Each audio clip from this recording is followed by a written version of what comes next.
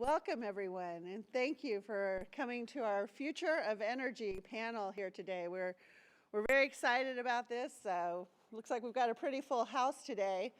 I wanted to start out by thanking the staff who made this possible and our city council who directed us to go look at the future of different ideas out there that are changing how cities work. This is our third panel. We did one on autonomous and connected vehicles, the second one on big data. But this has been the big draw, the future of energy. I would especially like to thank Councilmember Wood, who asked us to put this particular session together. Actually, Mayor Pro Tem Wood, as of last night. And we're excited to have everyone here today. Our format is going to be just a little bit different than our prior panels. We have a keynote speaker, and then we will move on to the panel, which we have a special moderator who will be working with us on that. So I would like to start today, and by the way, I'm the interim city manager, Kathy Dodson. I would like to start today by introducing our keynote speaker, retired U.S. Navy Rear Admiral Len Herring, and he's the executive director of the Center for Sustainable Energy. He retired from the Navy in 2009, and his passion lies in doing what he's going to do today, educating people on the importance of securing energy independence and preserving our water, air quality, and natural resources.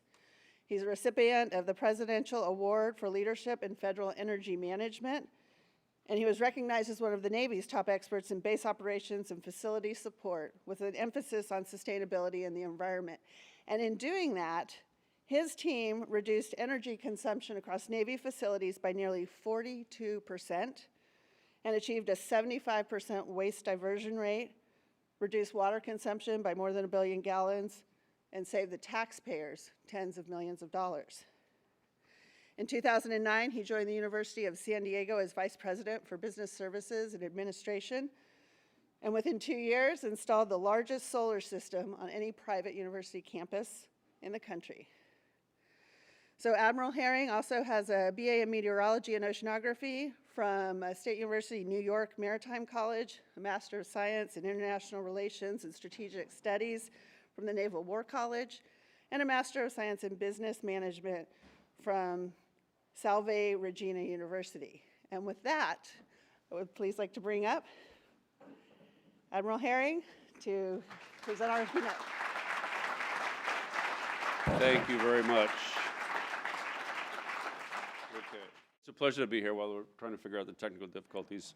It's great to have an opportunity, and as you heard from my background, I have a real passion here, and predominantly for a little bit of different reasons, because I do believe that it's time to have a more adult conversation about moving forward and where we find ourselves today, and why it's important that people like yourself start to assemble and create a different conversation about how the future needs to be laid out, and how we need to take a different approach as citizens of the world in defining what it is that we leave for the future, and recognizing just how important a place we are today going into tomorrow. So what I'm going to do for you today is kind of lay out a little bit.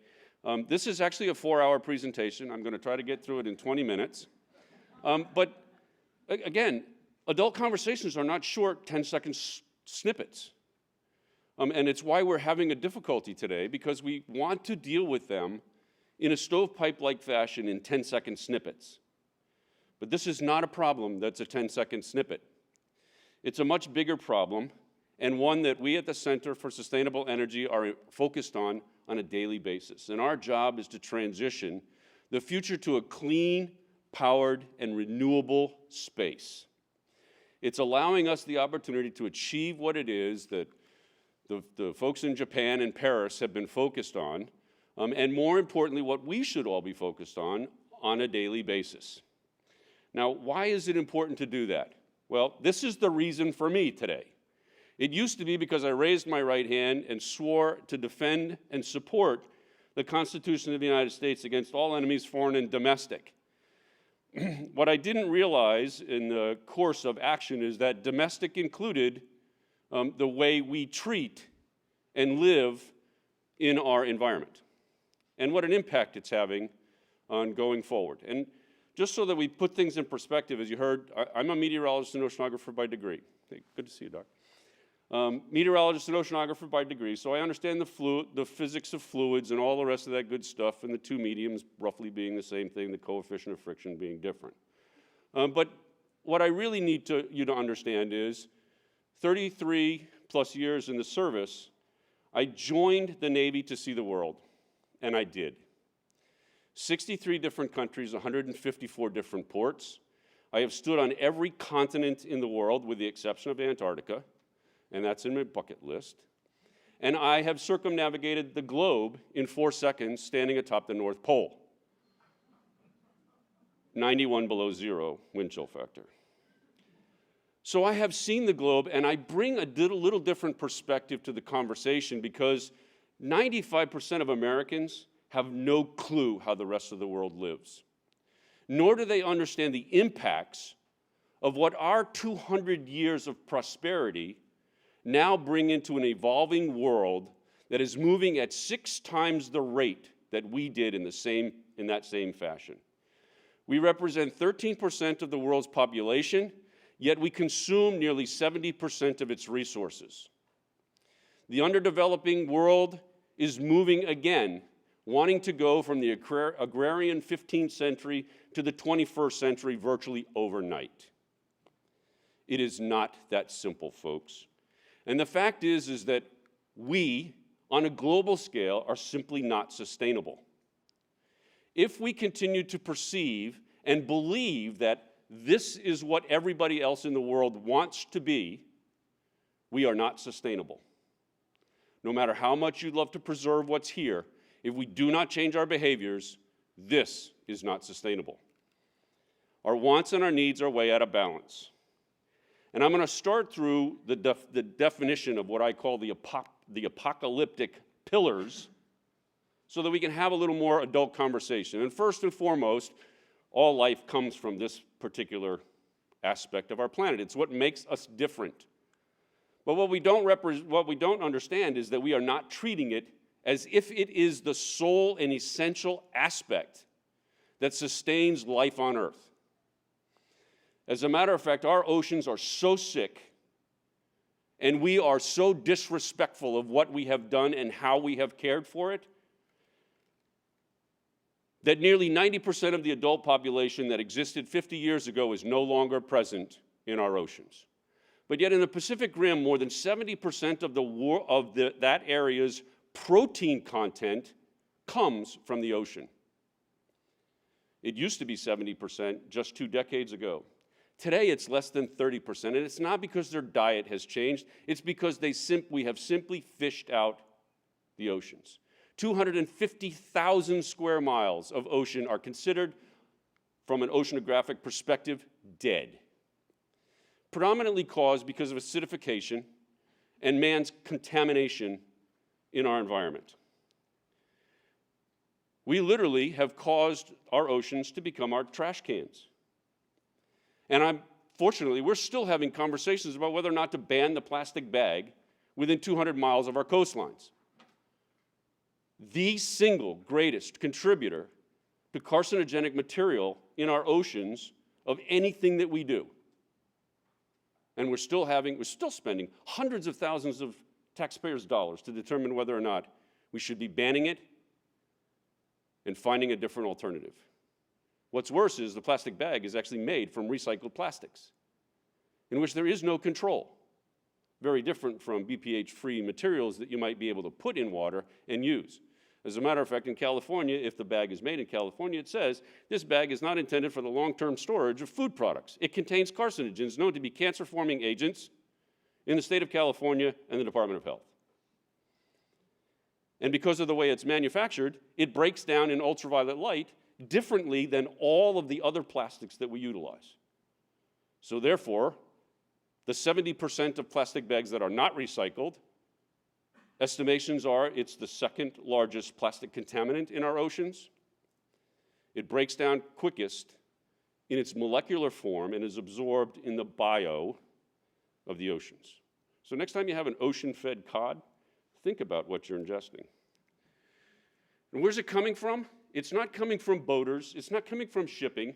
It's coming from the hundreds of ports who are disrespectful of what man's intention is when they toss their trash out the window. This is a boom at Chulas Creek in San Diego when I was base commanding officer. This represents one significant rainfall, which happened 2 days after I took command in San Diego. This is 80 tons of trash. It took an entire week, 2 cranes, and 8 trucks to get it out of there. The unfortunate part is that this boom doesn't exist today, because when I asked the city for help, they told me it's on my property, it's my problem. Well, this represented tens of thousands of taxpayers' dollars that I was not willing to accept every time it rained. But I can guarantee you that after the last week, 80 plus tons. As a matter of fact, estimations are that there are 10,000 tons of trash on its way to the ocean through the TJ River Valley. And El Nino will probably wash most of that into the sea. The gyres are huge. Our wastebaskets have become catastrophes. As a matter of fact, the North Pacific Gyre is now twice the size of the state of Texas. Imagine that. Next pillar is humanity and nature, something that we don't have, again, a very good understanding of, nor do we respect where we are. Our rainforests are vanishing, not just because of man. And we have heard it for our entire life, that Brazil and other places are decimating the rainforests and we need to stop. Well, folks, guess what? Climate change is now affecting an even larger portion of forests, and that's the desertification that's happening in the continent of Africa, which is now in its 17th year of critical drought, in which tens of thousands of acres are being decimated and desertified annually. They are sequestration tools that are necessary to maintain the balance. And what's worse is we don't represent, nor do we understand how critical an environment and a protection aspect is of nature and man.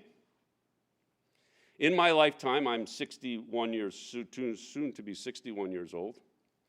More animals have gone extinct in my lifetime than the previous 1,800 years.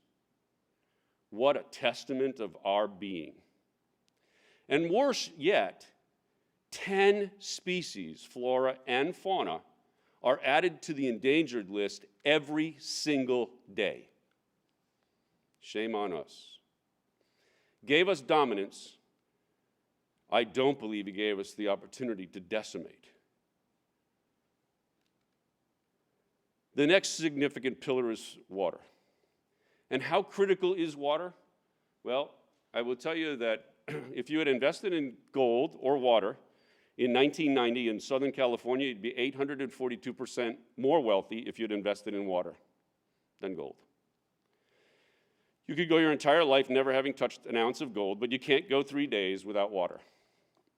It is the single element that every single living thing requires to sustain life. But yet it only represents 4% of the total Earth's available water supply. That's potable water. There are 300 million people in India who have never seen running potable treated water. And that number, if not more, in China. 300 million is the population of the United States. Never seen running water. Nor have they ever seen electricity or lights. Things are bad and getting worse.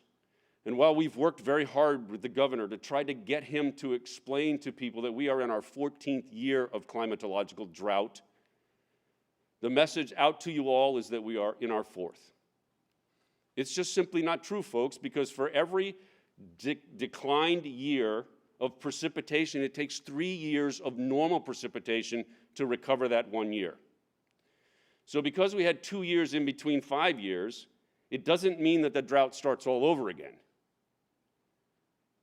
So we are climatologically in our 14th year of drought. And oh, by the way, this El Nino is not going to fix the problem. This will only fix next summer's problem, at best.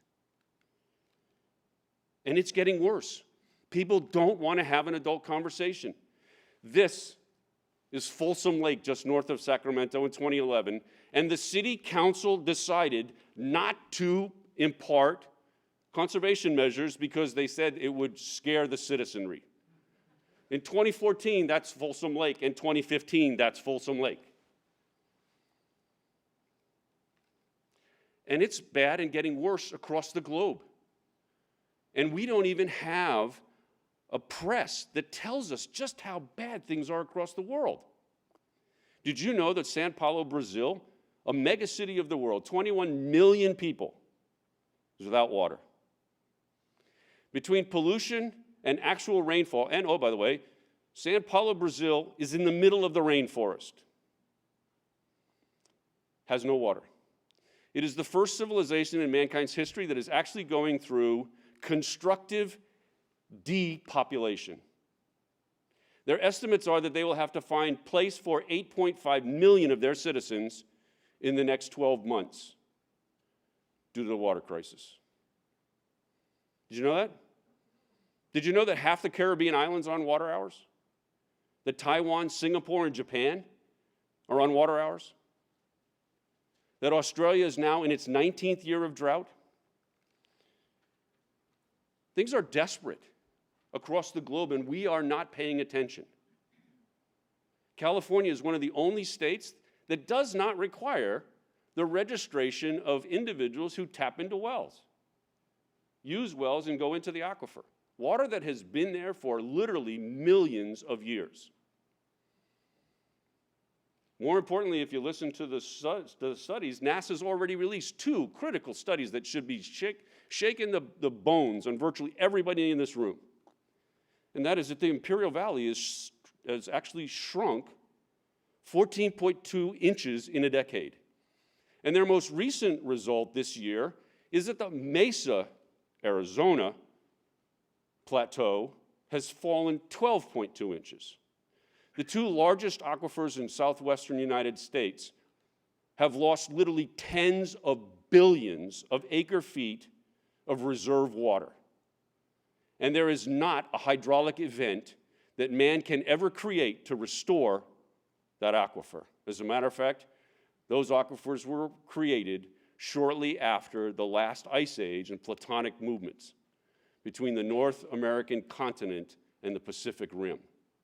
They will never be recreated. They are hundreds of billions of acre-feet lost for preservation forever. We don't seem to think it's that important. Population. How many of you know that the world is in its 2nd century-long doubling? From the time of creation to 1850, it took mankind that long to get to 1.5 billion bodies on the face of the earth. At the start of the Industrial Revolution, the mark 1850, we went from 1.5 to today, 7.3. In just 40 years from now, our population will be somewhere between 9.2 and 9.7 billion people. That is an equivalent of adding in India and China to the face of the earth. 40 years from now, right about the time my grandkids are thinking about having bigger families. And I tell you, it's a crisis across the globe, and we haven't got a clue how bad it is. 4.7 million Central African refugees are on the southern borders of the North African nations. And UNHCR hasn't got a clue how to handle them. And it's not going to get better, it's going to get worse. And then we get to the real critical element that we need to talk about, and that is food. With climate change and the breadbaskets of the world now suffering through climate change and the differences, we've got to be really serious about what this means. If you understand the population is exploding, mankind will need to produce more food in the next 40 years than he has in the past 10,000. Because that's what 2.2 billion more mouths equates to. But yet the breadbaskets of the world are in desperate straits. And our ability to be able to take food, and I've already told you, the oceans are sick, half of that protein's gone. Most of everything else that we've done across the globe is no longer capable of producing this volume of food. So what does that mean for us? And here in the United States, and this is a poke in everybody's eye, we throw out 40% of everything we grow. How shameful. That's equivalent to virtually farming all of the acreage in Mexico, watering it, cultivating it, growing it, harvesting it, packaging it, producing it, and throwing it out. That's what we are. And I'm telling you, from a global perspective, Americans throw out more food every day than the entire continent of Europe consumes. And I use the European study because Europeans, on an average, are not starving. But yet we throw out more food than they consume. Imagine the energy and resources necessary to create that. Imagine what that's all about. And then we get to sea level rise, which is the last of the great pillars. We do have to deal with sea level rise and the positive feedback that's associated with the increased carbon gases that we are dumping into our environment and what it's doing on a global scale. The average across the time and sea level has always risen, but the problem that we have now is that on an exponential rate, the seas are rising faster per decade than they have since the end of the Ice Age, the last Ice Age. And it's due primarily to the fact that we are increasing the amount of carbon that affects where that water is stored. And the lands that are at risk are identified here, and you can see that in the Pacific Rim, where the average height of the islands in the Philippines is just above 4 feet, if the minimal expectation of rise at 17 inches is the best, or the worst at 7 feet, more than 50 million refugees will be caused by one Category 2 storm, and it's not the sea level rise that we have to be concerned about. It's the impact associated with the veracity of storms as they continue to go through these low-lying areas that potentially could be Category 3, Category 4, or worse, like Patricia that hit the coastline of Mexico last month, a Category 5. Amazing when you consider that on December 4th of 2014, Typhoon Hapta went across an island just north of Manila and created 1.28 million refugees in just under 48 minutes. And everybody was declaring it a success. Why?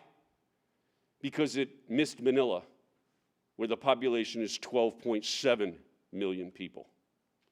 And a Category 4 storm would have virtually decimated the island of Manila. And there are more than 400 cities in the United States that are already labeled beyond the point of no return. Sam Locklear is a good friend of mine, and he was the Pacific Theater commander, and he's the first guy who had the fortitude to sit in the Congress and say, America's single greatest security concern in the 21st century is climate change. Short North Korea. And we know how to deal with North Korea. The 20th century was the bloodiest century in mankind's history. And virtually 13 nations caused that to occur. And almost every single major conflict was predicated on those 13 nations and their control for resources. We need to do a better job. We need to have a much more adult conversation on how to address each one of these. And I believe that every single city, every single group of individuals who come together need to have this conversation and development of their plans moving forward.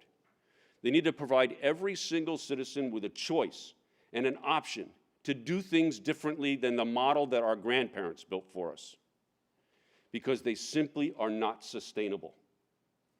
And if you don't, then my grandchildren's life and their life, their children's life will not be afforded the same opportunity of both prosperity, security, and safety. My son has been serving now for 15 years. He's a senior chief petty officer in a submarine fleet. Every single day of his life in uniform, this country's been at war. I'm here to tell you, folks, that if CSE is successful in its mission, and that we completely divorce ourselves of all needs of fossil fuels,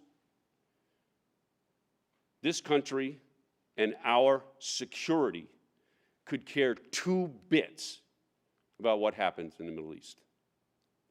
Because mindful this, folks, and I don't care where you come from, but recognize that fossil fuels are a global commodity. They do not belong to anyone in particular.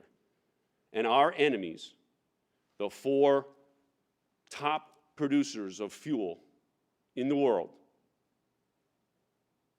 Russia, Saudi Arabia, Iran, and Venezuela, are not our friends.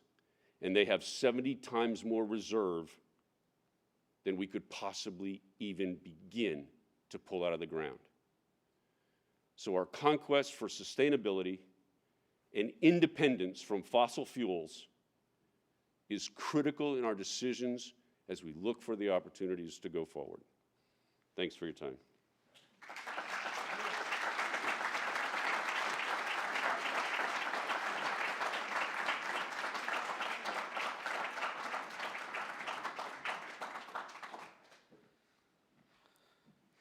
Thank you.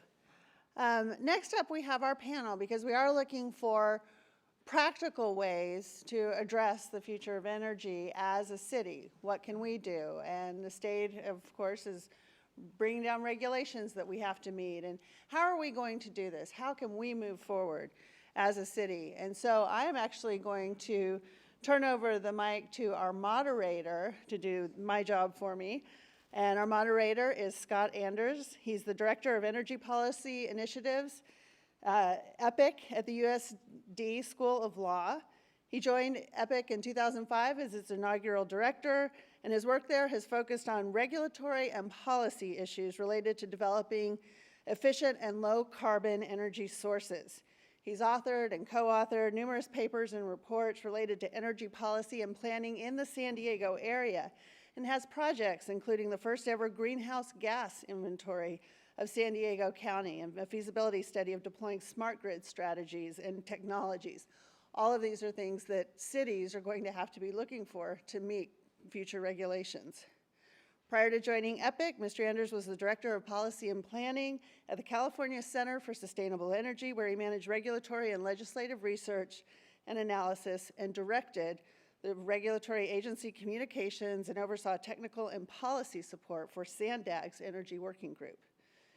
Mr. Anders was a Peace Corps volunteer in Mali, West Africa. He has a BA in International Politics from Mullen College, an MA in Public Policy with a concentration in Environmental Policy from the University of Maryland School of Public Policy, and he will be our moderator today and introduce our panelists. Scott? Thank you. Thank you, Kathy, and thank you all for coming. Len, I learned one thing from Len's presentation. I learned a lot from Len's presentation, but one thing in particular: never follow Len on the stage when you're presenting. It's a big lesson for me today. So let me just give you a little kind of roadmap for where we're headed on this panel here.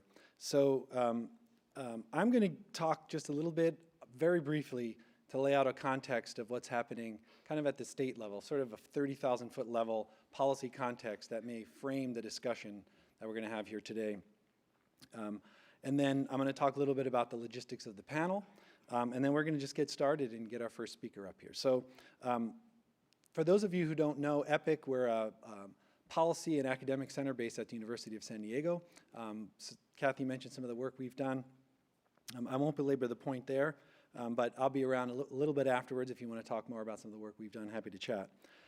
But let me talk a little bit about the policy overview. So maybe backing up a step. So Len gave us a great sort of why we're here kind of discussion. What we're going to do here in this panel is we're going to dive into energy, and in particular the future of energy, and try to bring it home as much as possible to a city, the city of Carlsbad, its citizenry, its operations, to try to make it as relevant as possible.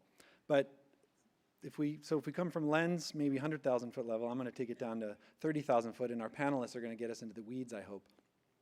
So I think, taking a kind of a segue from Len's talk, in California, the big backdrop for energy policy is actually climate policy.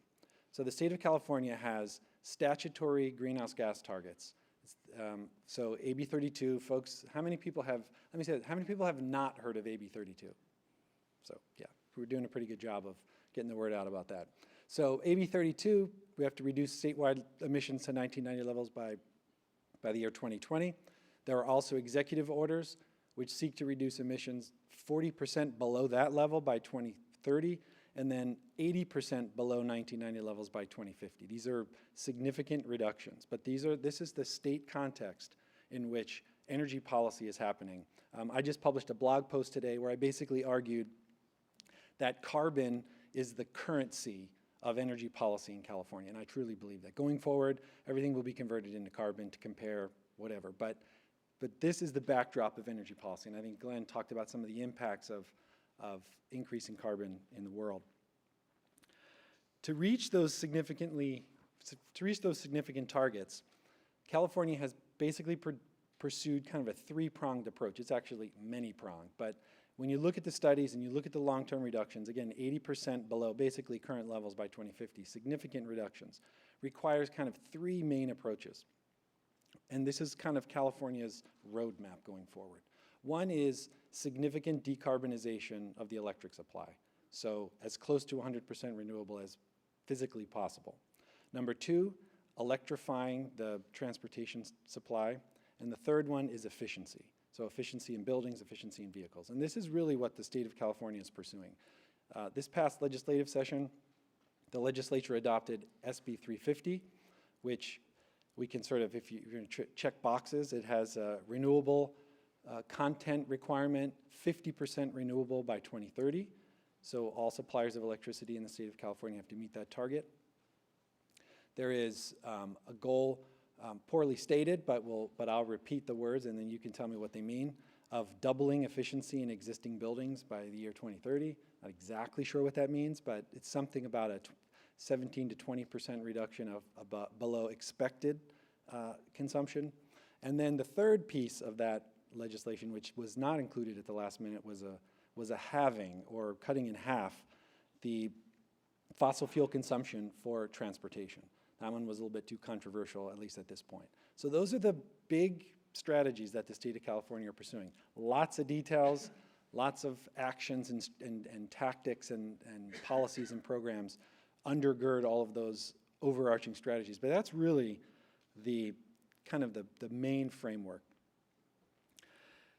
Let me talk a little bit about some recent actions and trends before we get started. So many of you may have heard right before Christmas, Congress gave the solar industry a nice present by renewing its renewable energy tax credit, which is very significant for the industry. Some argue that the Public Utilities Commission also gave the solar industry a Christmas present by proposing a net metering 2.0 proposal that is not terrible. This is the way that rooftop solar owners can get credit for the electricity they provide. So the policies in that regard going forward seem to be favorable. Let me give you some numbers there. When I came to San Diego, there's definitely a correlation here, but there's definitely not causation. When I came to San Diego in 1999, I actually worked on a Department of Energy's Million Solar Roofs program through the Department of Energy. At that time, 1999, there were 10 photovoltaic systems for 30 kilowatts. 10.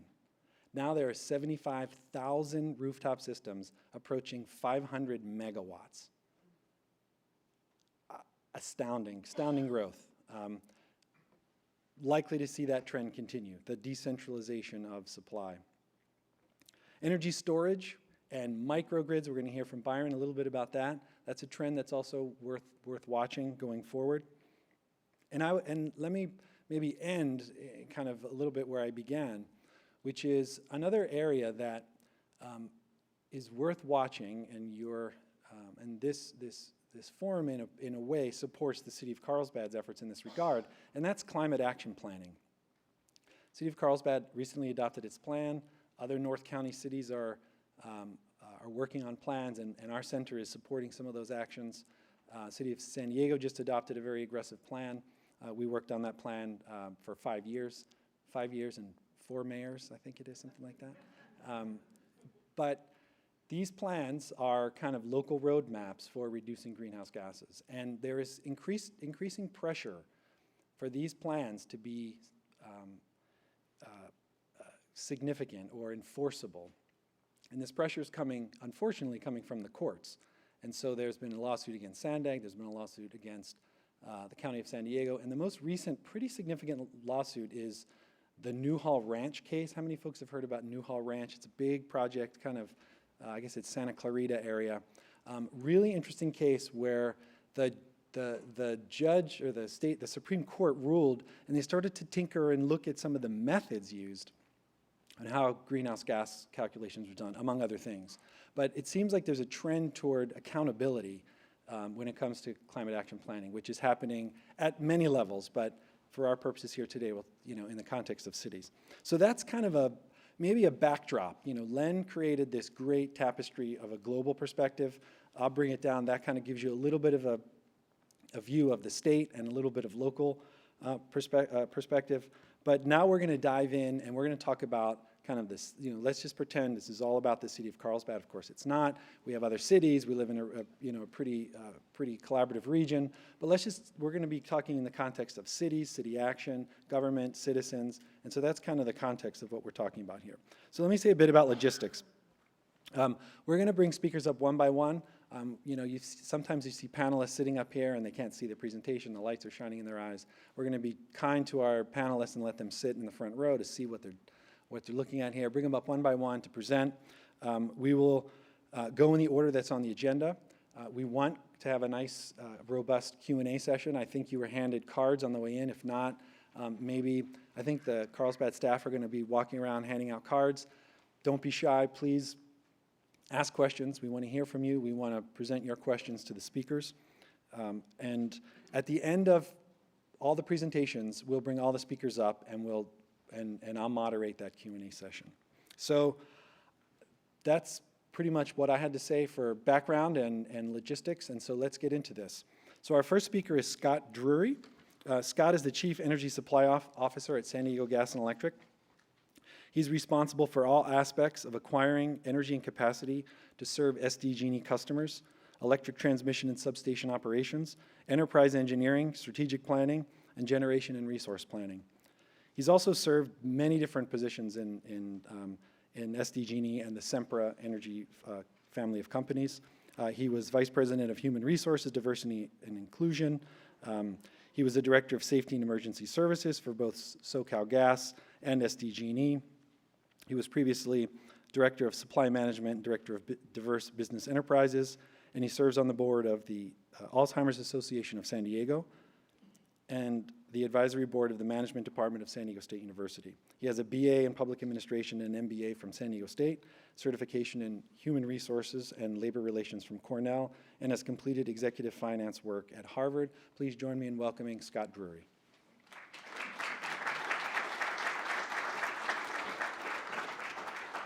And I'm zipping through Len's 4-hour presentation to get to Scott's, so bear with me.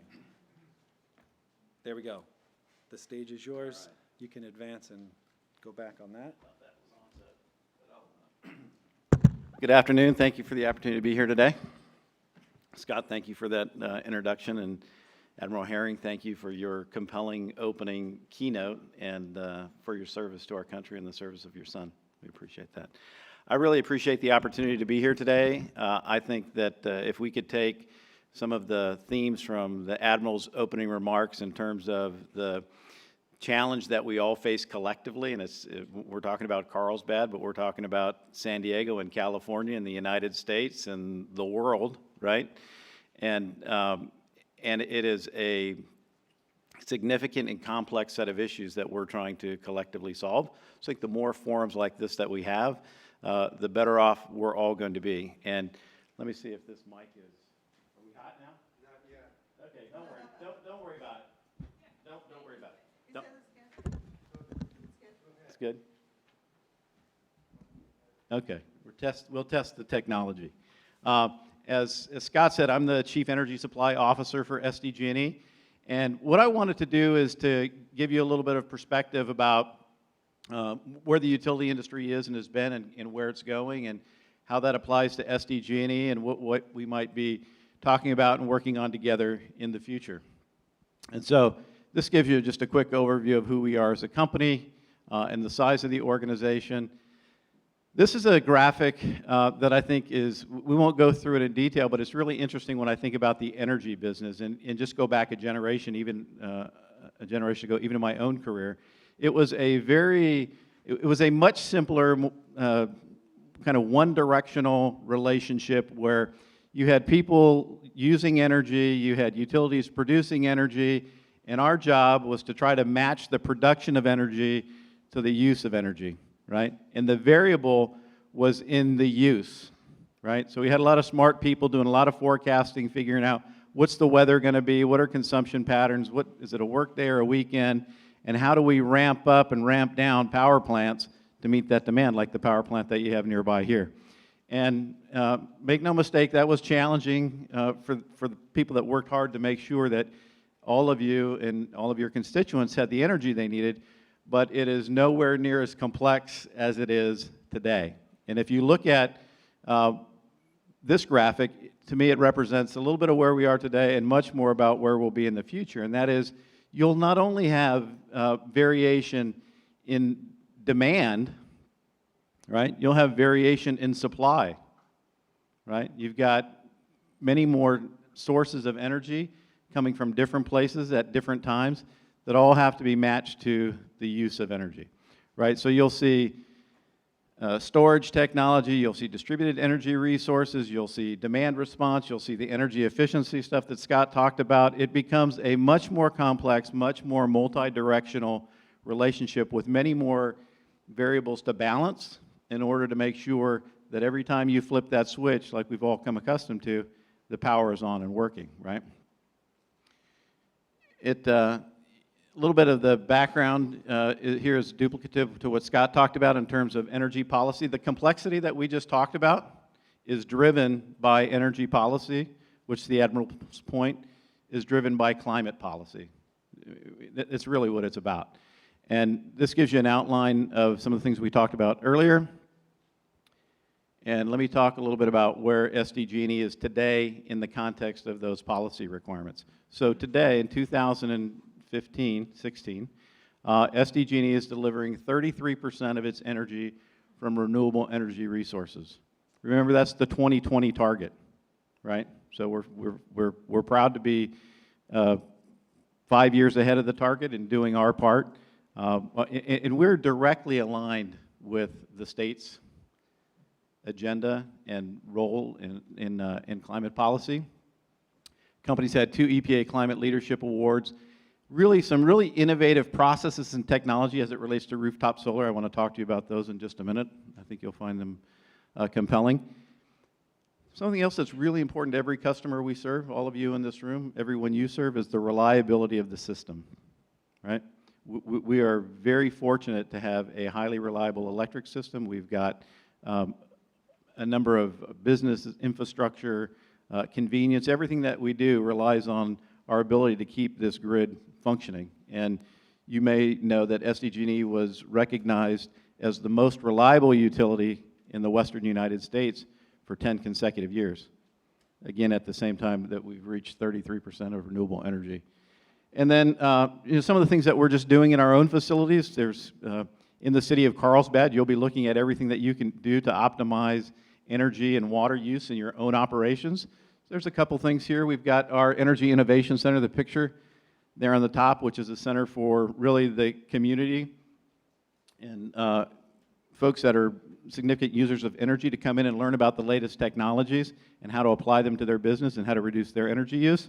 And then we've had a very substantial water reduction at our facilities, including not just our manned facilities, but our substation operations, where we've gone out and zero-scaped and changed the landscaping, done a number of other things to save over $200 million gallons of water annually. This is maybe a little bit hard to see with the color of the background, but what the circle on the left is the energy mix in 2005. Then we go to 2010 and 2014, and that lime green color really outlines the percent of renewable energy in our portfolio. So from 7% in 2005 to 11 in 2010 to 32% in 14, which is 33% in 2015. And then as we look out to 2030, as we saw, the policy in the state of California requires us to be at 50% along with the other utilities, and we expect, just as we were successful relative to the 33% target and arrived there early, that we will definitely be there in 2030. In fact, we're probably trailing and trending to 40% renewable in the next couple of years.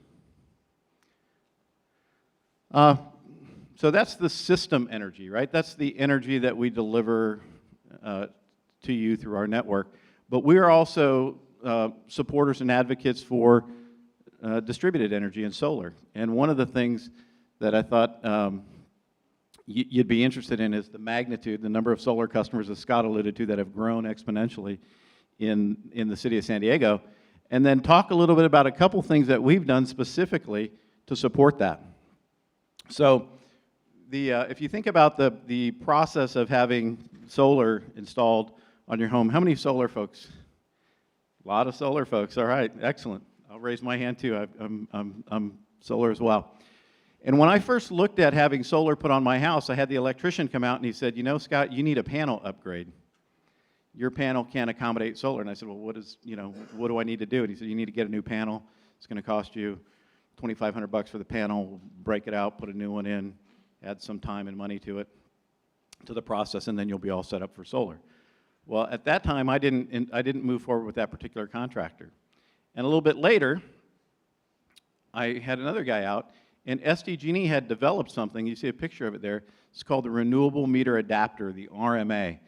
And that gray box that you see on the left and that little conduit that runs over to the meter panel allows a person in my situation to put solar on their house without having to have my panel upgraded. So when my second contractor came out and I said, hey, I'm ready to go solar, we've got this new renewable meter adapter, it avoids the cost of having the panel removed, it avoids the need to do heavy construction, it avoids you having to patch all my stucco, and it takes cycle time out. And it saves me 50% of the cost minimum that I was going to otherwise pay. And somebody came out and they put that device on the back of my garage and they literally did it in 30 minutes. And when my installer came, he comes and he plugs into that box. That was invented at SDG&E. And that's available for people like me that otherwise would have had significant time and expense associated with that renewable meter adapter. And in the graph there, what you see is a little bit of what Scott talked about. That's the cumulative number of solar installations over time.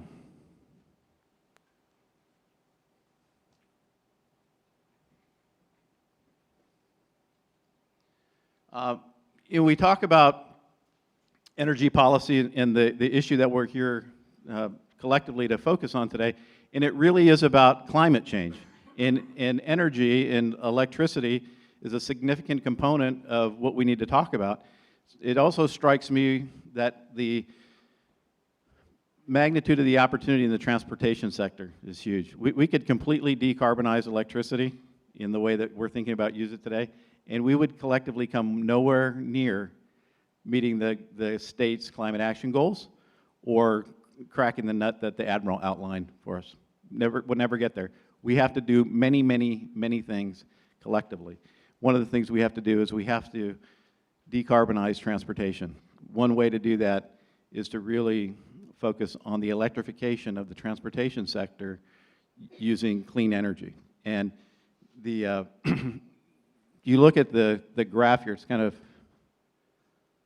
hard to read with the background that's changed there, but the governor's climate action plan and aspirations actually require that the rate of adoption for EVs, and I think this is in San Diego service territory, goes from 19,000, we have 19,000 today in the region, by the way, the most, per capita of anywhere, to 141,000 in San Diego. I mean, just look at the slope, right? And then you look at kind of where we are, and what you can't really see great here is this little crosshatch, but if the pace we're on doesn't change dramatically, we're not going to get where we collectively need to be.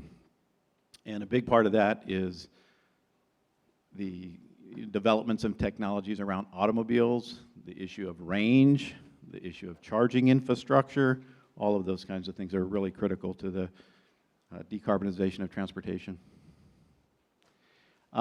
Just as I wrap up, a couple things that I wanted to just highlight here is, remember that first slide that we looked at? We kind of showed the power plant and a line and then a consumer and that kind of one set of red arrows, and we're out there trying to balance production with demand.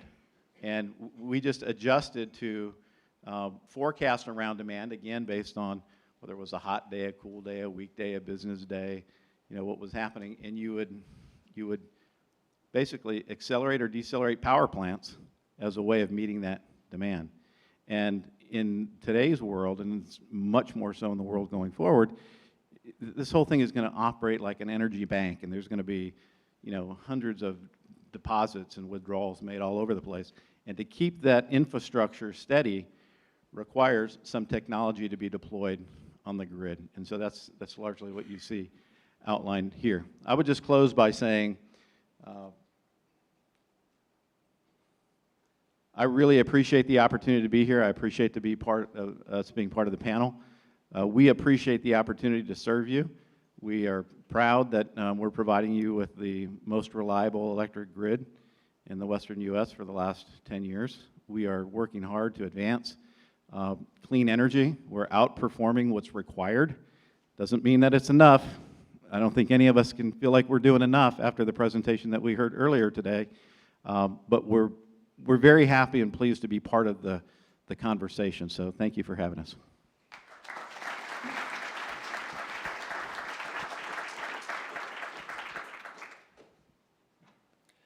Thank you, Scott. And remember, questions, write them down. Does anybody need a card who doesn't have a card? So I see some hands. Maybe we can get, and does anybody have a question that they're already ready to get collected?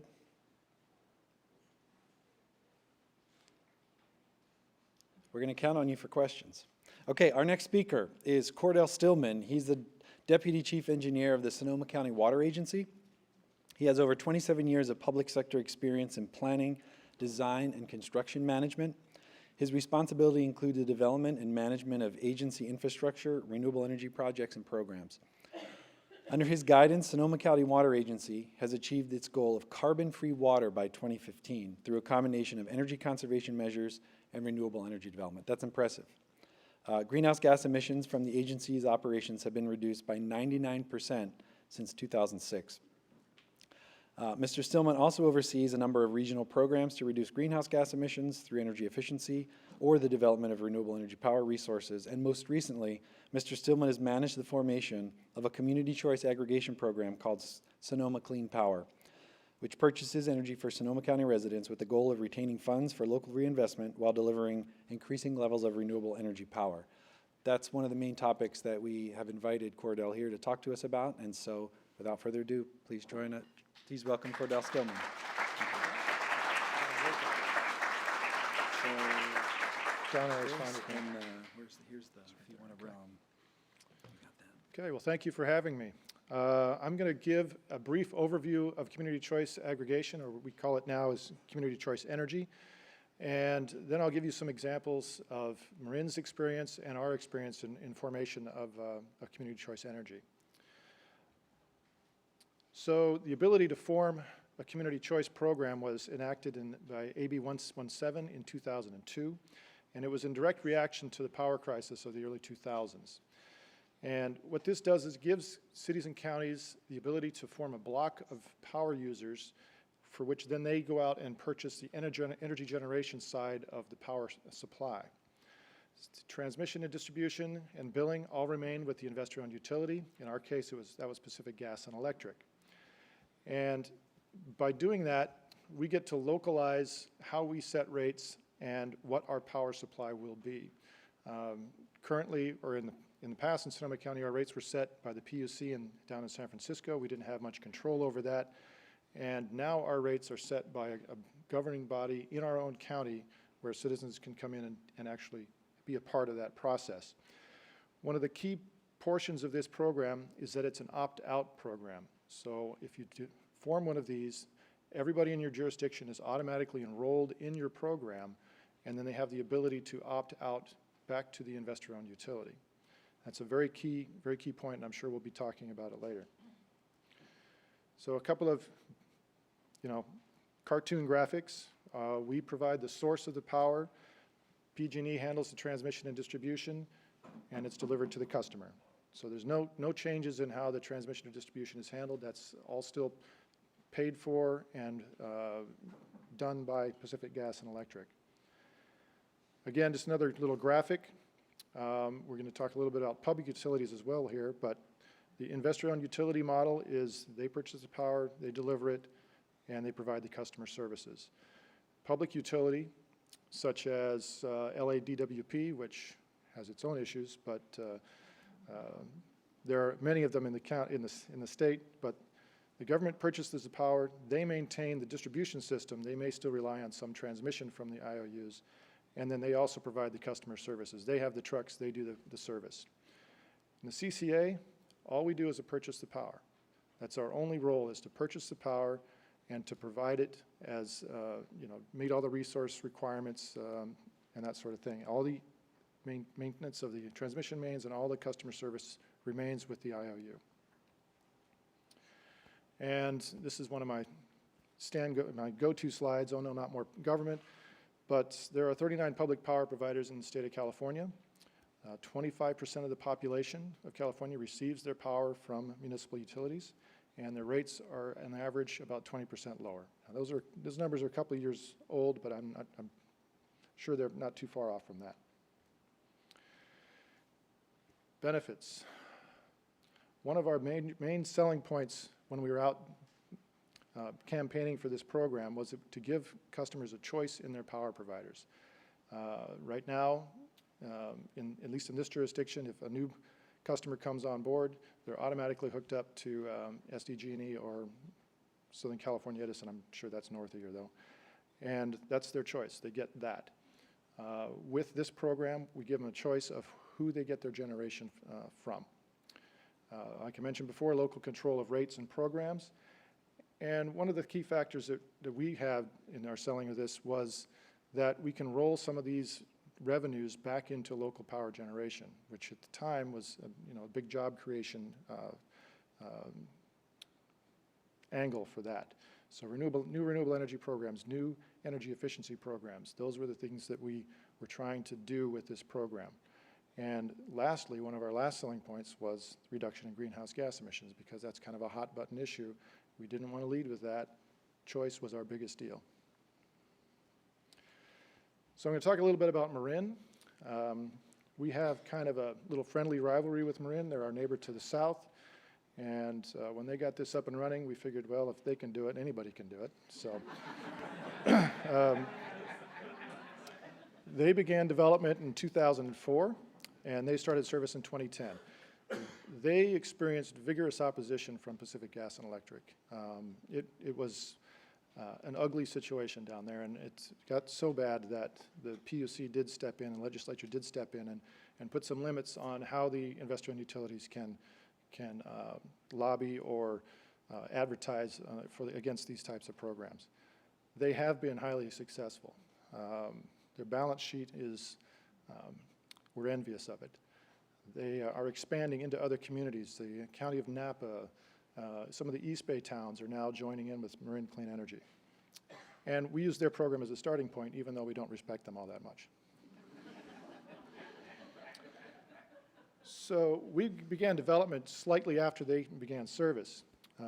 Began in March 2011. We did a feasibility study. I'll talk a little bit more about that. Surveys.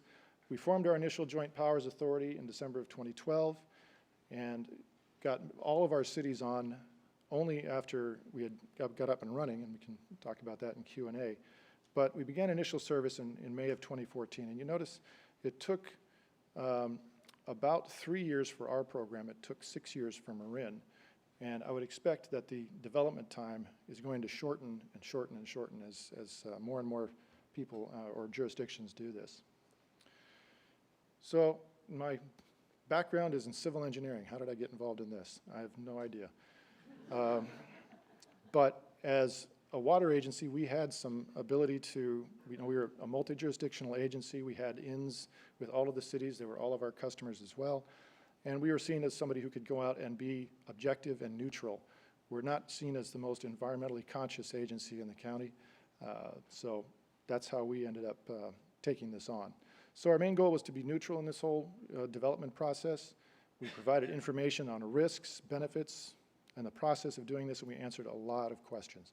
And I'll emphasize particularly the risk. Half of our presentations to the city councils were concentrated on the risks and how to mitigate the risks of doing these types of programs. I mentioned the feasibility study. We not only did a feasibility study, we did a peer review of that feasibility study. We had a steering committee that I managed that was pretty much open to anybody who wanted to participate. We had Sierra Club, we had the Sonoma County Taxpayers Association. They're a bunch of laughs, let me tell you. And the IBEW was at the table, on and on. All the cities were there. We did outreach to the cities at each milestone of the process. Was at each city council 3 or 4 times over a 2-year period. We did surveys and focus groups. We formed a JPA, and the last little piece is that implementation plan, which goes to the CPUC. Why now? Well, we did that feasibility study, and it showed that we could be competitive with PG&E at the outset and do better over time. Natural gas prices are at historic lows, so you can get some of your base load at a very low rate, and that helps when you're trying to purchase renewable energy. Interest rates were also at historic lows at that time. They're starting to creep up a little bit now, but that meant financing for this program could be obtained less expensively. And as the economy improves, prices and interest rates will rise, so we kind of hit it at a sweet spot in our particular case. So we did form a joint powers authority with the county, the water agency, and initially 5 of our 8 cities. JPAs insulate participants from the liabilities of the JPA itself, so there's no risk to general funds of participants. It also provides a structure for decision making. We have a voting system and a weighted voting system that we use, and we got representation on a board from each of our participants through that JPA. And I talked about risks, and came down to what is the worst case scenario of a CCA. And that's if your power costs become too high, you lose your customers back to the investor-owned utility because your costs are too high. You don't have enough money to pay your bills. So even in that worst case where you have to shut down, you go bankrupt, there's no interruption in power supply to your customers. In fact, we have to provide a bond to our investor-owned utility in the amount of money it would take to switch all of our customers back to them. Again, the tax dollars and general funds of cities and counties are not at risk if the program does not succeed. There's no monetary risk to the city, and there's no service interruption to customers. So we're very clear about that. So this is the product this is our base product at Sonoma Clean Power. It's 36% renewable. It's 36% renewable based on the state's definition of that. We're actually 80% carbon-free. Only 20% of our power comes from carbon sources, natural gas. Initially, when we started out, we were about 6 to 9% lower than PG&E's bundled rate, and this was available to everyone in the participating cities, and it was default service.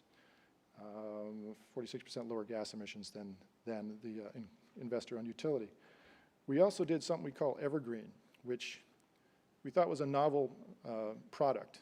It was 100% renewable, but it was also 100% within Sonoma County. So it's the true cost of localized power in Sonoma County. And it comes from, some from the geysers and some from solar that we have. And that's available to everybody, but that's an opt-in program. You have to choose to do that, and you do pay a little bit extra for that product. So our takeaways, our service began in 2014 at 69% below PG&E. Right now we're about 1% below PG&E due to what's called the power charge indifference adjustment, and I'm sure we'll get questions about that. Technical aspects of a CCA are simple. You're buying a product and reselling a product, but the people and the politics are hard, and getting through that process is difficult. And education is obviously the key to any success of this type of program, and absolutely set realistic goals. San Francisco is a prime example of not setting realistic goals, and they've been in this process for about 10 years. Our opt-out rate is about 10 or 11%, so we're serving a large chunk of the power needs of Sonoma County. And that concludes my presentation. Thank you.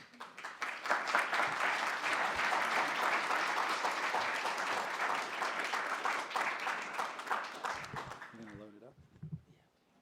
Okay. Thank you, Cordell. Our next speaker is Byron Washam. Byron is the Director of Strategic Energy Initiatives at UC San Diego.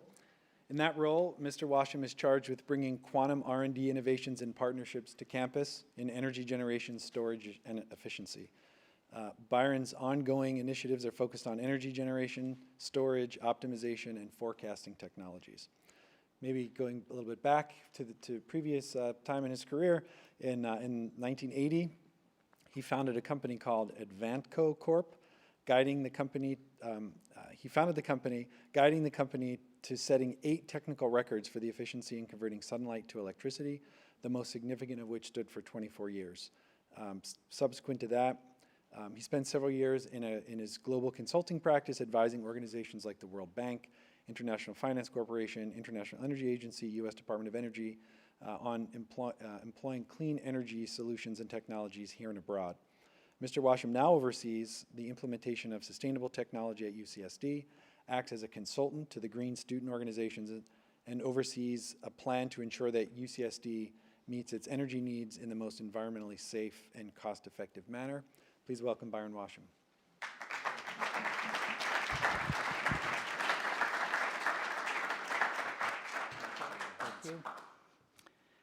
Thank you, Scott, and it's a pleasure to be here, and I thank the city of Carlsbad and sister cities in the region, because I always value opportunities like this to connect, educate, communicate, and exchange ideas with. So what I would like to do today is give you a little overview of what we're doing on campus with respect to the art of the possible when it comes to the future of energy. This is the California Energy Commission's definition of the energy of the future for the state of California. And it's not wildly dissimilar to the way that we see the world as well, and we see our campus, where you see decentralization of the energy sector. You see decarbonization of the way we produce energy, the way we store it. We see electrification of a variety of different applications that are currently served by fossil fuels, as in transportation.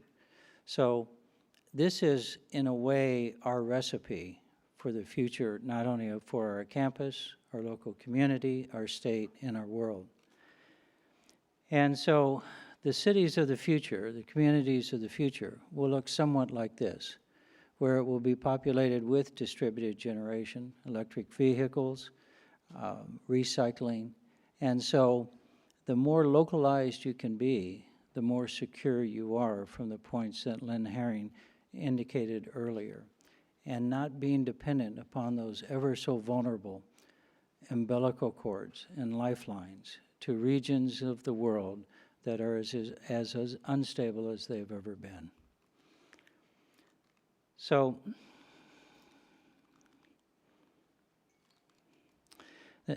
UC San Diego has a daytime population of about 45,000 people. But our energy diet, because of our supercomputers and our hospitals and a variety of other things that we do on campus as a research institute, is about twice that of a normal organization. So we have an energy diet of about 90,000 people. We self-generate about 85% of all of our own electricity on an annual basis, 95% of all of our heating and cooling. And we do it for about 16 million square feet of building. To put that in perspective, the largest building in the world is the Pentagon at 20 million square feet. So we're about 3/4 the size of the Pentagon in square footage. And we do a variety of different projects of bringing, again, the art of the possible. Previously at Point Loma wastewater treatment plant, they were flaring the surplus methane from that process. It was like a big lighter, just flaring the methane. We entered into a partnership that secured the ability to capture that waste methane, purify it, which was a Herculean challenge, inject it into the SDG&E pipeline, and then at that point, we got the renewable energy credit for that. Now, that molecule of methane doesn't swim upstream 17 miles and land at our campus. We have a swap. The people in Point Loma are using our waste methane that's been purified, and we're using their natural gas on the way down. But as a consequence of that, we were able to then install a, let me go to the next one, a fuel cell. A fuel cell is a way of generating electricity without combustion. So it has ultra-low local emissions, and it's high efficiency. So if one were to take a look at this fuel cell, it's 2.8 megawatts. To put that in perspective, that provides about 8% of our total campus load. So 8% of our entire campus is being served by a near zero emissions fuel cell using renewable fuel, and it fits on the footprint of a tennis court. So if your community has a tennis court, I've got a technology for you. But are we done? No. So now we have waste heat going up the stack. So what we decided to do in that case was to capture that waste heat and run it through what we call an absorption chiller. And that absorption chiller was the first time an absorption chiller had ever been connected to a fuel cell. And I might add that fuel cell is the world's largest commercially available fuel cell. And so we were able to capture that waste heat and make it into the most efficient fuel cell system in the world at 68% conversion efficiency of energy into usable energy, of fuel into energy. But then we have a problem. We're running base load constantly, and we're producing 350 tons of chilling capacity for our medical center. But that varies during the course of the day. So we need a buffer, not an electric storage system. We need a thermal energy storage system that you see in the back. And with the help of Lynn's CSE and the incentives, we were able to do not only the fuel cell, but also we're working on the absorption chiller. But that thermal energy storage system in the back had to be 8 stories tall and 4 stories wide. And at our medical center, every single building has a billionaire's name on it. And I was greeted with the reception of, "We don't want your oversized rusty beer can polluting our architectural integrity in our neighborhood." So how the hell do you hide an 8-story tall rusty beer can? Easy. You stealth it inside of a parking structure. Not only that, this is what it looks like in reality. But part of the genius of UC San Diego, we left a donut hole on the left for the next one. We're so bullish. And no sooner did we finish the first one, we started building the second one. But how do you build it from the inside out? Well, you put a crane in the middle and start building it up around it. And then you bring in the mother of all cranes and lift the crane out of the hole. So we'll be commissioning this in about August of this year. For those of you who have not been hang gliding over campus lately, let me show you what you're missing. Nearly 100% of all the architecturally suitable rooftop on campus is consumed by photovoltaics.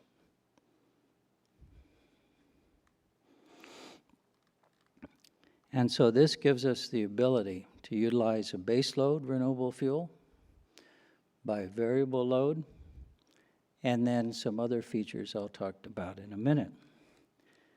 But one of the most exciting research that I've been involved in the last 10 years is solar forecasting. We all know about the issues of variability of sunlight. But what we do is we take a fisheye in the sky, take a picture of this, every cloud in the sky every 30 seconds, take it through a color transformation, and begin to predict when that cloud is going to intersect that line between the sun and the panel, almost like an FAA flight control center with clouds. And once you know when there's going to be a cloud shadow, you can alter your generation from other resources, as Scott was alluding to earlier. And so I was once told a long time ago in college, and my finance professor said, I can make $1 million every day if I just have tomorrow's newspaper today. The same thing is true with energy. If you know when different resources are going to be available or not available, guess what? You know how to balance it. So the smarter the grid, the smaller amount of energy storage you need. And Scott is absolutely right. It's a large challenge. It's a dynamic challenge. But oh, is it appetizing. So with this very same technology, we're now moving in to the LA Orange County market and the warehouse, where there's over 800 million square feet of warehouse rooftops sitting in the LA basin. Each one of these little devices will service each one of these circles. So with 7 circles, we can provide solar forecasting for 800 million square feet of rooftops. And the cost of each solar forecasting system, $8,000. So if we can crack the science, we bring a whole new arena and opportunity for in-basin generation. At East Campus, we have the world's most diversified and largest energy storage systems in the world.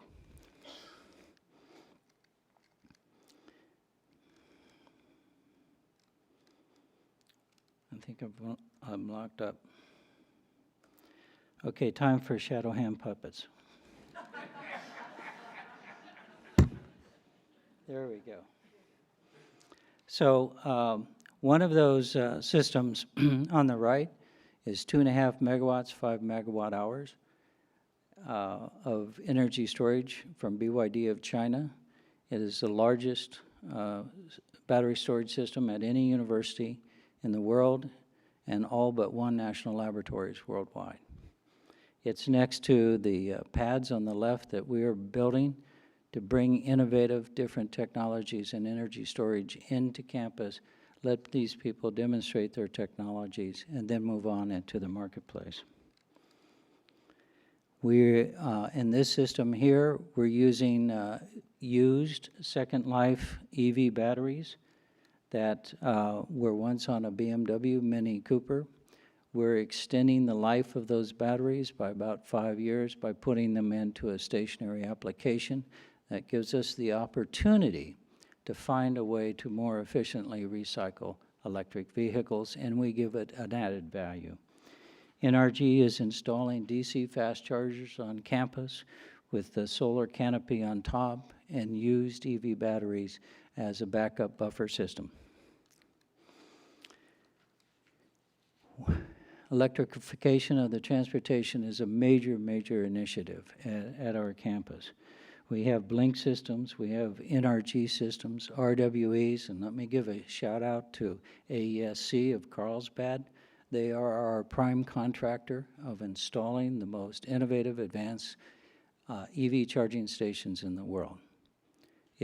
We are the only system in the United States utilizing these systems, and we have 26 of them and 3 DC fast chargers thanks to AESC.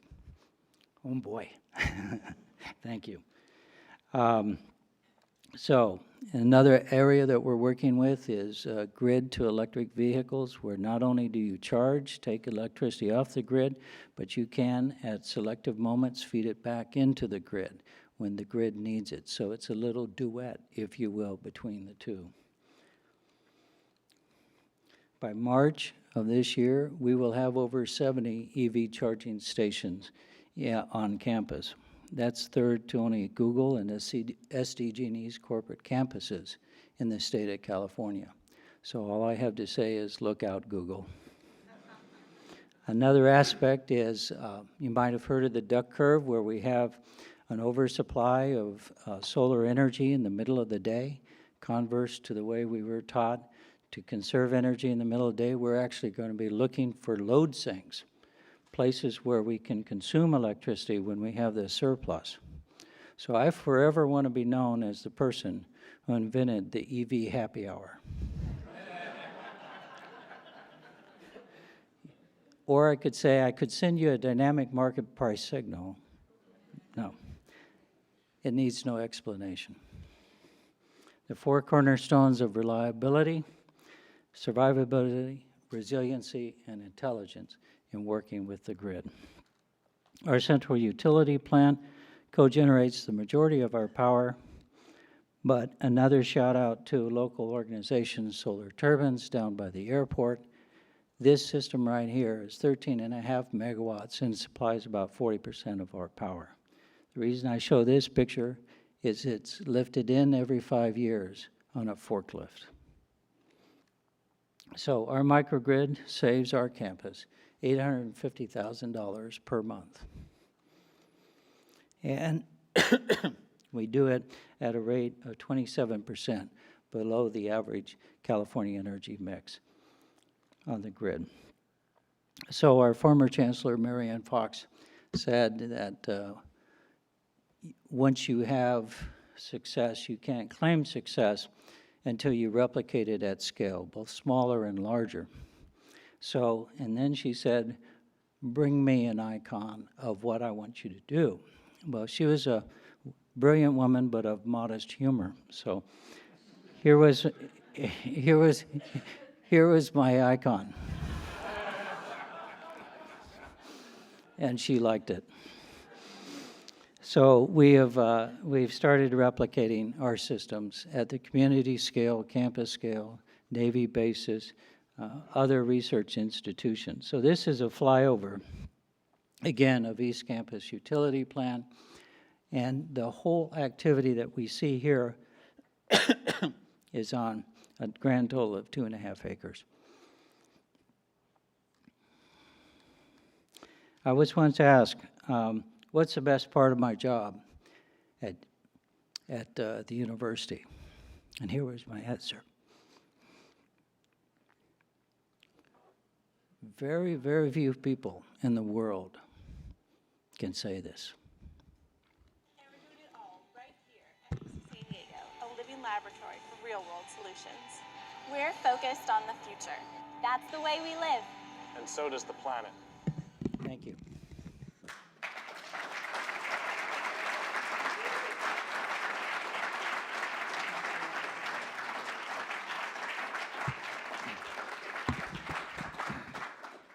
if I could ask the panelists to take a seat here at the table, the hot seat.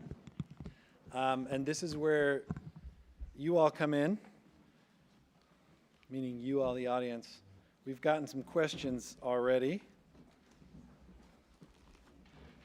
Any more? Yeah, please hand in questions. We're going to take a second here to kind of organize ourselves. And yeah, hand in all your questions. Maybe we'll get started. And then take questions as it goes.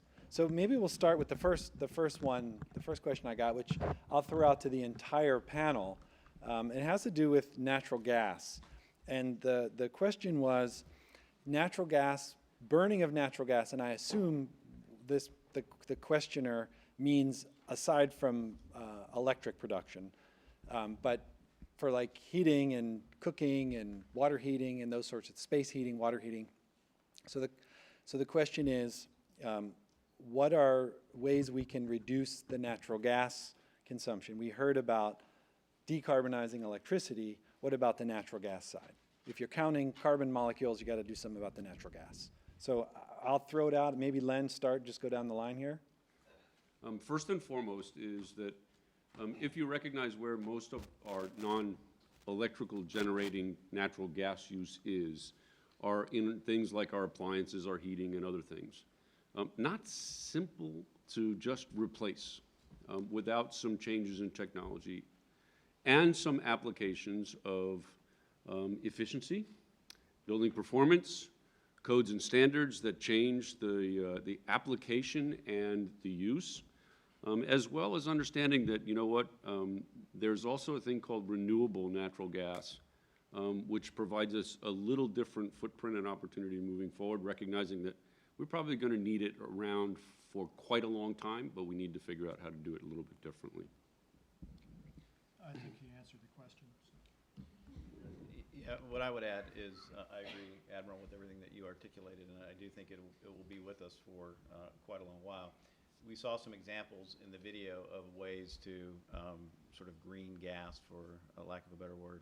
And I think that the other thing that is really important as we collectively kind of attack this broader issue of climate change is that we're prioritizing where we're making our investments to have the greatest impact in greenhouse gas reductions, right? So I do think advances in technology that we can't even imagine today will shape and influence us, but as we're making decisions, where is it we can make the investment that yields the highest benefit in terms of GHG reduction and therefore benefits to climate change? Well, I see the process is going to be very challenging with the depressed price of natural gas currently. Having said that, altering the way that we approach the utilization of natural gas, treating it as a luxury in cooking rather than an essential in heating our home water. And so these type of fundamental decisions on the appliances that we purchase will shift the way that we consume primarily natural gas in our homes. And natural gas should be conserved as that type of fuel where there is no other alternative. Right. And there are technologies, if I could just reiterate on one.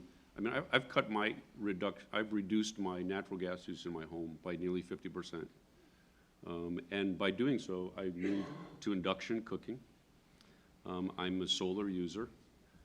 I've insulated, I've changed, I put timers. My natural gas use is consumed only when I need it and not when it's not just to serve. So there are a lot of things that we can do today, even with the space that's there, and everyone can be both incentivized and rewarded by making the changes. Excuse me.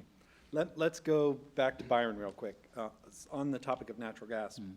Questioner asks, you have a cogeneration plant. We heard from Cordell that gas prices, natural gas prices are at historic lows, excuse me, at the moment. I think that's what got me in this trouble. I aspirated the water. What happens when, so maybe I'll modify the questions. The question really is what happens when gas prices spike? What does that do to the economics? But I'll ask a follow-on question, which is, as we look to decarbonize, and I know the UC system has some pretty aggressive climate neutrality targets, how does cogen fit in the future of this decarbonized electric system? Well, two things. One is that UC-wide, all 10 campuses are under a mandate right now to be carbon neutral by 2025. So that means we have a 10-year off-ramp to decarbonize our cogeneration plant.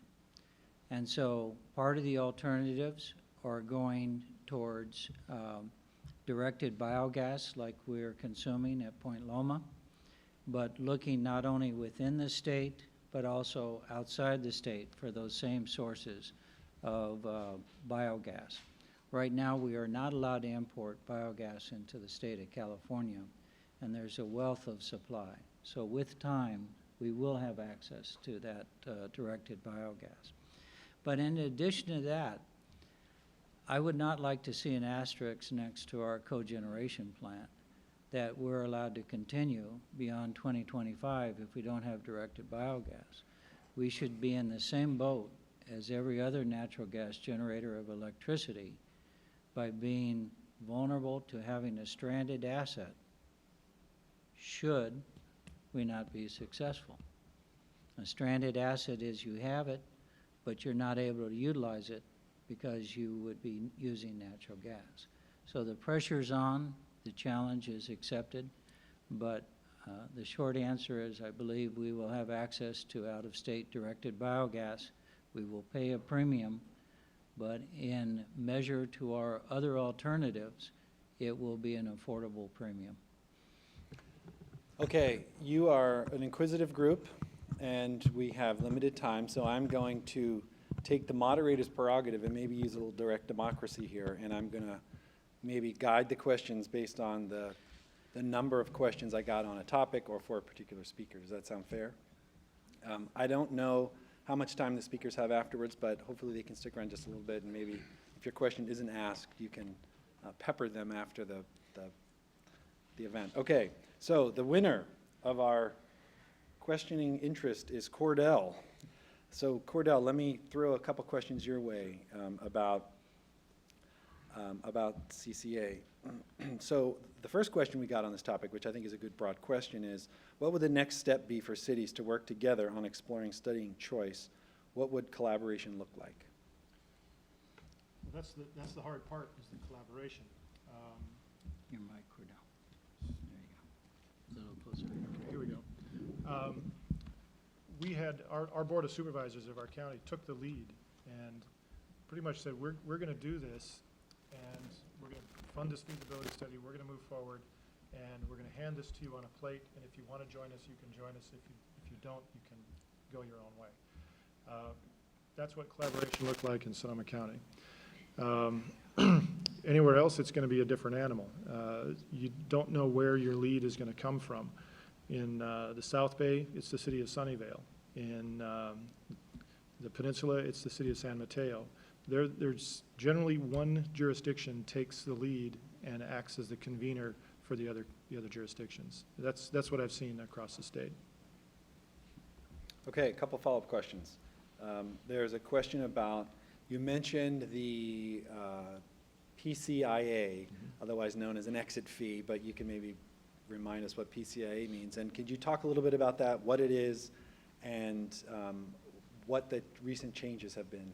Sure. The PCIA is Power Charge Indifference Adjustment, and it's a mechanism by which the CPUC makes the investor-owned utility whole for the loss of customers. Any power provider has to contract for enough power to serve the customers that they're required to serve. And if you lose those customers, you're left with stranded assets. And what you have to do is either sell those at a loss or sell those at a profit. And the PCIA is a method of adjusting the power, the exit fee, to account for those losses that the investor-owned utility may have.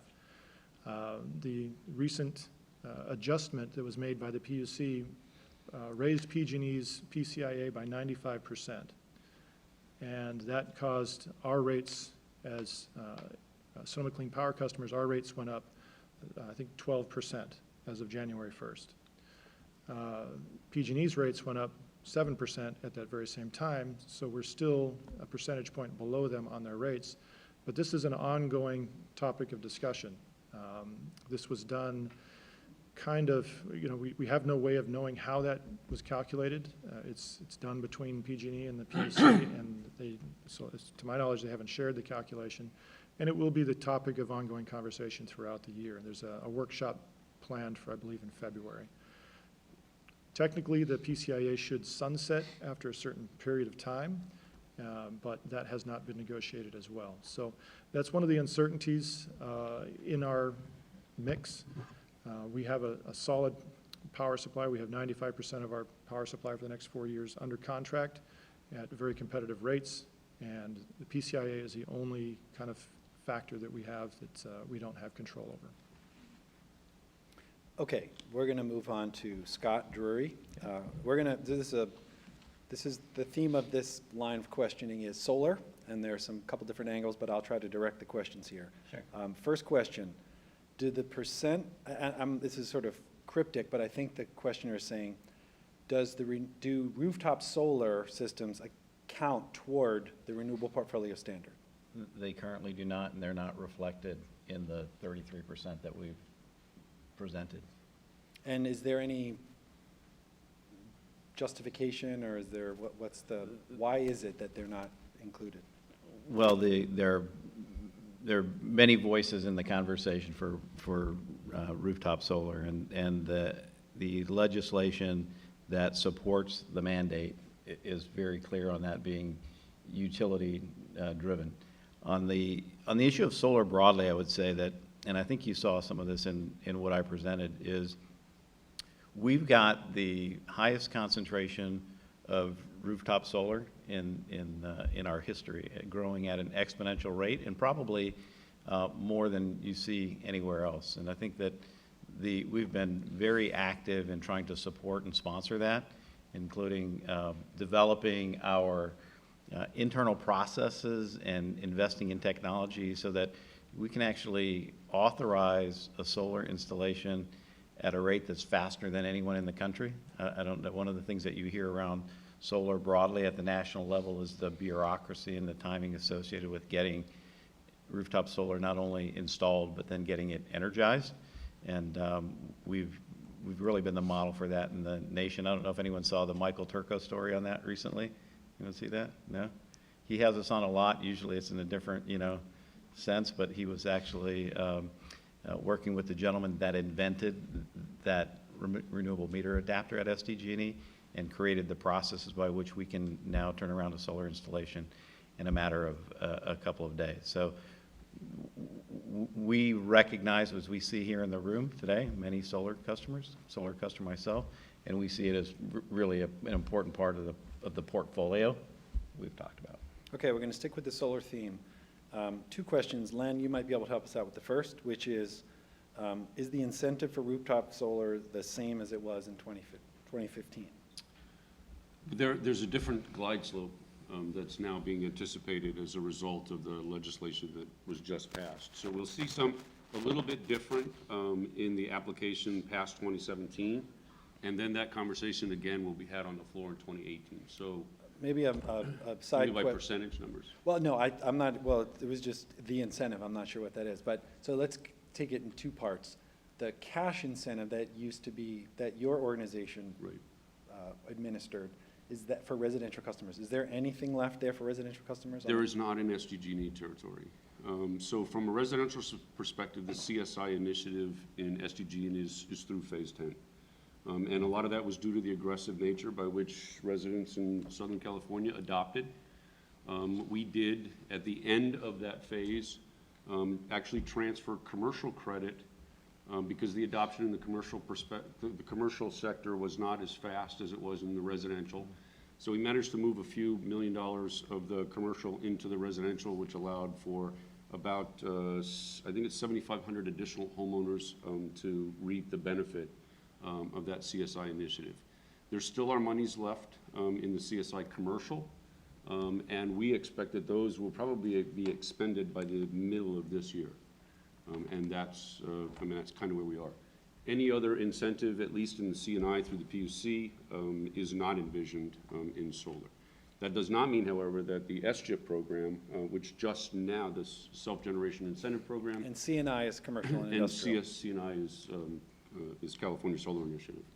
The SGIP program, which is just now been refunded, but now is under definition of how they will administer that, will provide incentives, and hopefully it will include solar. So solar with storage. And that it's kind of phase 2, the next step. What do you do in second generation of incentivizing the opportunity, which includes storage? Well, that actually is a perfect segue into the next question, which is, let's talk about rooftop solar plus storage. So maybe Len, could you tee it off, and then maybe Byron, can you give us some perspectives on what you're doing at your campus? So Len, you. Sure, and I would preface this by saying that energy storage on a whole is at the cusp of some really, really exciting stuff. We are seeing virtually every day new and emerging technologies that provide for customer choice in storage, both from a commercial and residential perspective. And I think that if you took the picture that Scott was showing with regards to the distributed generation and the capacity that then exists when storage is part of that solution set, it's really, really exciting to see that even a resident could, for all practical purposes, become the model that Byron shows, to be that 85 to 90% provider. We don't ever envision, except in extreme cases where potentially, there's a complete disconnect. So we see the utility, for most cases, still traveling out into the future. But the storage space is everything from hydro to thermo, and you got to remember, it's not batteries. And Byron's pointed it out, and Scott's pointed it out, and certainly they're looking at it because there's a huge opportunity for them in the green space to store when it's available and then use it to stabilize the grid. So it's exciting space. Byron? I would like to put energy storage akin to a shock absorber on your truck or your automobile. You want an absolutely right-sized shock absorber. Too small, you bounce around. Too big, it's a rigid drive. And so that's all energy storage is it's a shock absorber of balancing the difference between oversupply, over demand. And so as we begin to have a more intelligent grid, to have more sources of generation, storage, and demand operate in harmony in this orchestration, like a symphony, the smaller the amount of storage that we're going to need. And so if we can achieve that intelligence, we can have very small, very affordable PV storage systems at our home. And no sooner do we equip those residences with that ability, it simplifies the problems that Scott Rory was talking about. And it even adds another IQ quotient to the intelligence of the grid. So we want to get to that small, compact, extremely expensive, affordable, and then a new world opens up of opportunity for us. Okay, Byron, I want to stick with you. So we have a bunch of questions about the microgrid on your campus. So I'm going to rattle these off, maybe All right. take them quickly. Rapid round questioning. Ready? Yeah, so this is right. This is the rapid round. So, I mean, I'll spit them out. You don't have to. Let me get them all out, and then you can respond. All right. So, how much did it cost? Is it economically feasible? What is the payback time? How do you finance it? So, talk about the cost issues. It's true confession time. I'm addicted to opium.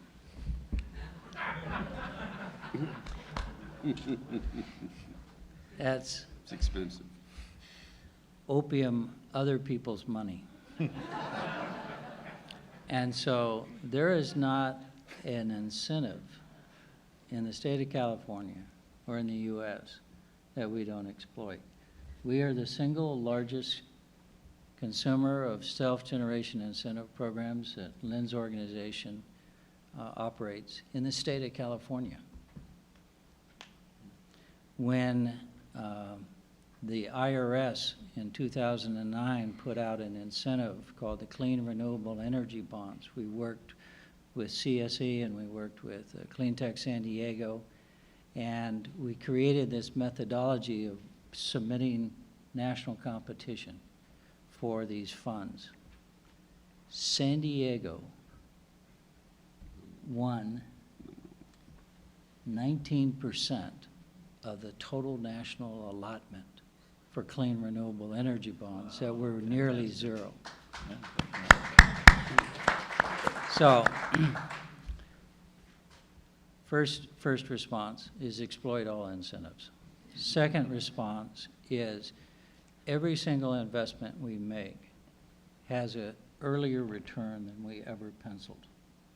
Thank goodness we did. The fuel cell started in 2009, commissioned in 2012, because Janet Napolitano in 2014 went to a carbon neutrality initiative. So there has not yet been an unwise decision, and they're only going to get wiser. So when you take the long-term view, that's the importance of it. The other one is, just like in your investment portfolios, you diversify. You diversify your investments, like we do on campus. So when we look at it, and we're saving $850,000 a month, that's an excellent payback. So there are a couple questions around community choice aggregation and SDG&E's role vis-a-vis CCA. And because of ongoing proceedings at the CPUC and some rules at the state level, I'm not going to ask Scott Drury that question because he technically can't comment. So just to say duly noted, but we can't really ask that one here. Okay.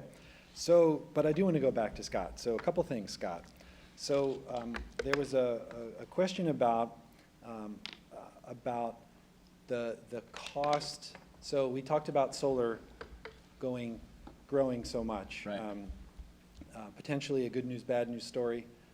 Maybe we can talk a little bit about the bad news if there is any. There is some claim that there is a cost. Right. So as you add new solar customers, there's a cost. The Right. cost is borne by other Right. ratepayers. Could you comment on that? Sure. And we've got an active, and thank you for your judgment on the CCA issue. As you know, we're precluded from commenting. As it relates to solar, let me also make this foundational point really clear. SDG&E is decoupled from energy sales in terms of earnings, right? So the way that costs are collected for the grid and the infrastructure is volumetric, right? So there is a cost that is applied to the volume of energy that's produced, and that's how costs are collected, all costs, both fixed cost and variable cost. We are neutral. We earn no less, no more on the volume of energy, right? And the great thing about solar, we've heard a lot of those things today, and we've seen the work that we've done, but when you collect all of your costs, including your fixed costs and your volumetric costs through volume, then the economics of that are impacted when people like me have solar, right? So there's a portion of cost that are fixed that I'm avoiding as I pay for those costs volumetrically. So that's really the source of the cost shift, and that's really what the whole NEM reform is about, and that is what the legislation associated with AB 327 and the call for reform around NEM. Len, I see you shaking your head politely. Do you want to respond? I think that what you'll find out from most individuals who, especially we solar individuals, we would love to see the transparency of how that really works out. Because I think if you were just to take an average across the board, there's 75 megawatts of avoided costs every day in which you're selling to my neighbor at 11 plus cents per kilowatt. And that value to what you are not or are defrayed on a daily basis in baseline is not being given the same credit as would anyone else who's generating.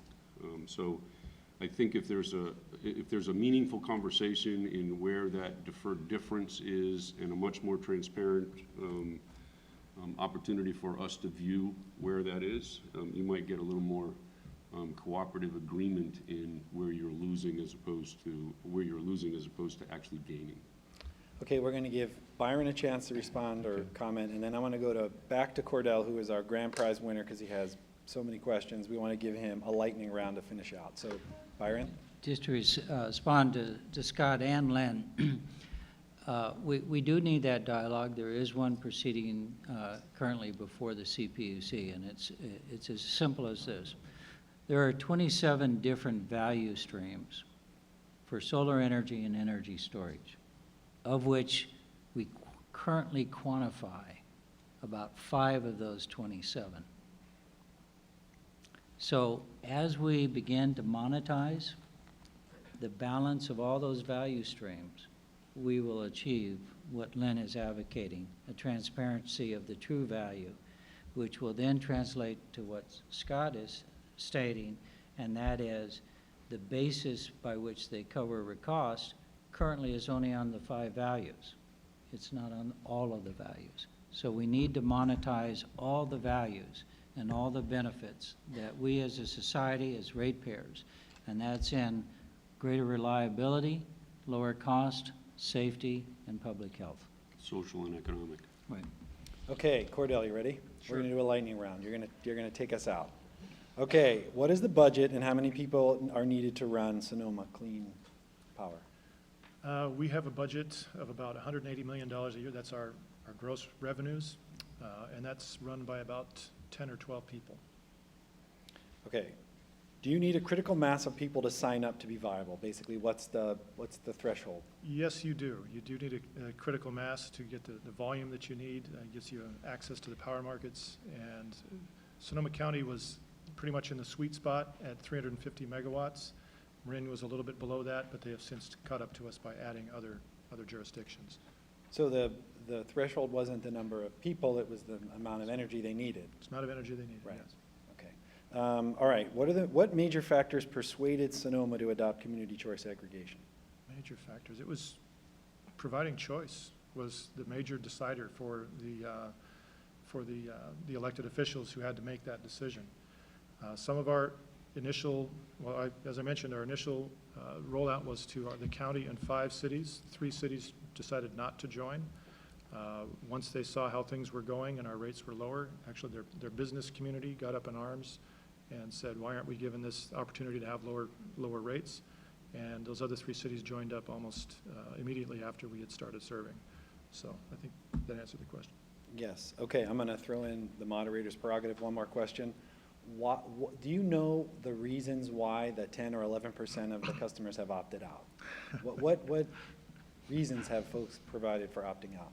The most common reason is that they don't trust government, that they don't think government can do anything right. I actually had a city council member say that to me in a meeting, that government can't do anything right. I thought that was interesting coming from the dais. But after a year and a half in service, we've saved our customers, I think, probably about $17 or $18 million.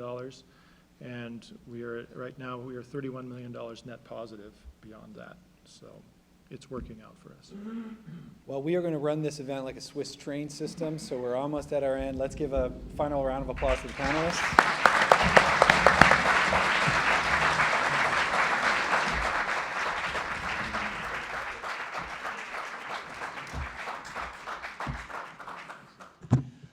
Well, I would like to start off by thanking all of our speakers here today, Scott Anders, Len Herring, Cordell Stillman, Scott Drury, and Byron Washam, for showing us that while the future may hold great peril, it also gives us tremendous opportunities to improve our communities and our world. I would like to thank our staff who put this panel together, Jason Haber, Elaine Lukey, Mike Grimm, and Christina Vincent. I would very much like to thank our mayor and council who encourage city staff to put on educational panels like this. I also want to thank Lisa Schaefer from the City Council in Encinitas for joining us here today. And most of all, I would like to thank you for joining us to learn a little bit more about the future of energy. Thank you. That's our program.